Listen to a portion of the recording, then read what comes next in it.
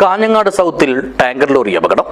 മംഗലാപുരത്ത് നിന്നും കോയമ്പത്തൂരിലേക്ക് ഗ്യാസുമായി സർവീസ് റോഡിലൂടെ പോവുകയായിരുന്ന ലോറിയാണ് അരികിലെ കുഴിയിലേക്ക് മറിഞ്ഞത്. ആളപായവും വാതകച്ചോർച്ചയുമില്ല. This news sponsored by Forever for everyone. Shobhika Weddings, Big Mall, Kanyanad, Kozhikode, Koilandi and Kutyadi. വ്യാഴാഴ്ച ഉച്ചയ്ക്ക് 1 മണിയോടെയായിരുന്നു അപകടം. സൗത്തിലെ ദേശീയപാതയുടെ മേൽപ്പാലത്തിന്റെ തെക്കേയറ്റം അവസാനിക്കുന്നിടത്തെ കിഴക്ക് വശത്തെ സർവീസ് റോഡിൽ നിന്നാണ് ലോറി തലക്കീഴായി മറിഞ്ഞത്. തമിഴ്നാട് സ്വദേശികളായ ഇതിലെ ഡ്രൈവറും സഹായിയും പരിക്കുകളൊന്നുമേൽക്കാതെ അത്ഭുതകരമായി രക്ഷപ്പെട്ടു. അതിലെല്ലാം ഉപരി വാതകച്ചോർച്ച ഇല്ലാതിരുന്നതും വലിയ ആശ്വാസമായി. വൺ വേ നിയമം തെറ്റിച്ച് എതിർഭാഗത്തു നിന്നും വന്ന സ്വകാര്യ ബസ്സാണ് അപകടം വിളിച്ചു വരുത്തിയതെന്നും ഗതാഗതം വഴിമുട്ടുന്നത് കണ്ട് ബസിനെ എങ്ങനെയെങ്കിലും കടത്തിവിടാൻ വേണ്ടി അരികിലേക്ക് ഒതുക്കി നിർത്തുന്നതിനിടയിലാണ് ലോറി കുഴിയിലേക്ക് മറിഞ്ഞതെന്നുമാണ് ടാങ്കറിന്റെ ഡ്രൈവർ പറഞ്ഞത്. ഇക്കാര്യം സമീപത്തെ കടയിലെ CCTV നോക്കിയാൽ ബോധ്യമാകുമെന്നും ഇദ്ദേഹം വ്യക്തമാക്കി.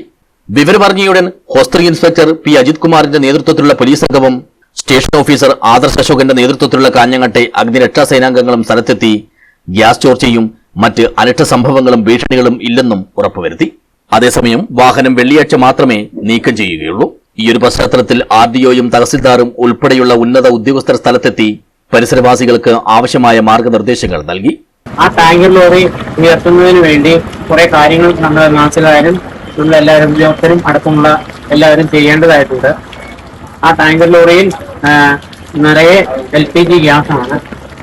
ആ LPG ഗ്യാസുള്ള ടാങ്കർ ലോറി ഉയർത്തുന്നതിന് നാളെയാണ് തീരുമാനിച്ചിട്ടുള്ളത്.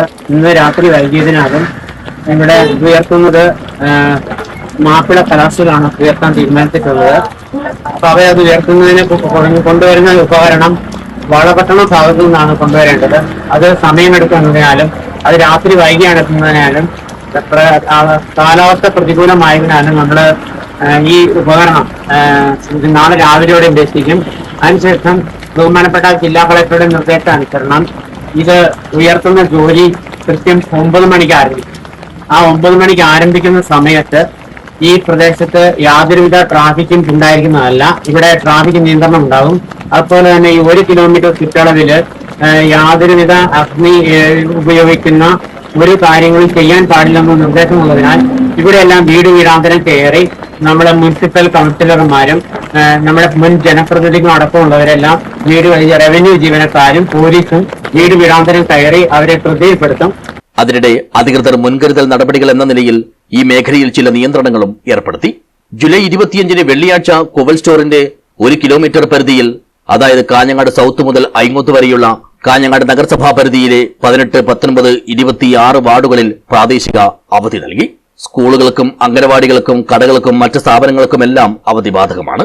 മാത്രമല്ല വെള്ളിയാഴ്ച രാവിലെ 8 മണിക്ക് ശേഷം സൗത്ത് മുതൽ പടന്നക്കാട് വരെയുള്ള ദേശീയപാതയിലൂടെയുള്ള ഗതാഗതം പൂർണ്ണമായും നിരോധിച്ചു. News bureau, Kanhangad.